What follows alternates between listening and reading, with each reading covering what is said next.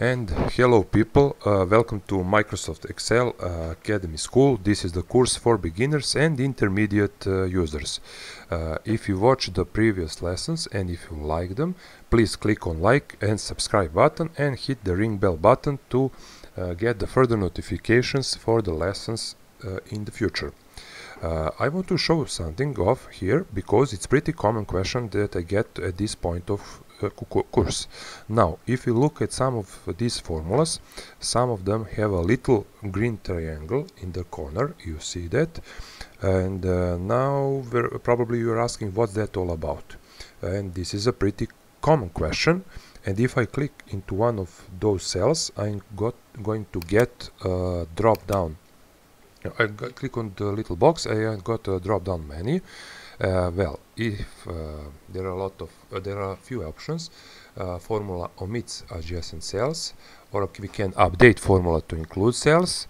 We can help on this error or ignore the error, and okay, I can ignore it, and I get a few other options like edit in formula bar or error checking options. Well, Excel is always trying to be helpful. It's a very smart application, but it doesn't have a lot of context built into it. It just sees numbers or text.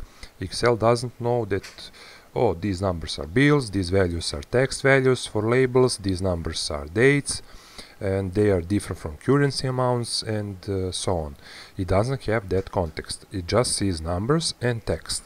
So here we are using the sum function, we're using the max function, and but Excel, it sees that up here on the top it says wait, for example, for this cell it's number 2.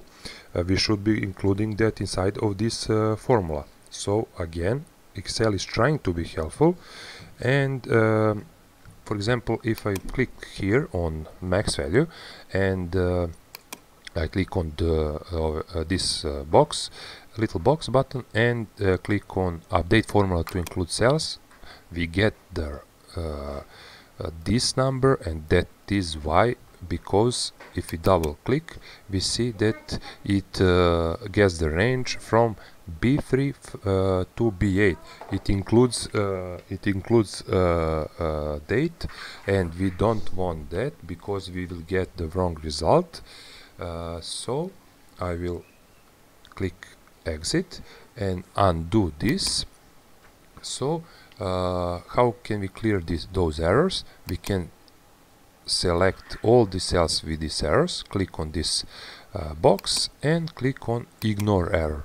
So select all and go through this, clean that up, clean up those errors, make sure Excel understands what we are trying to do here.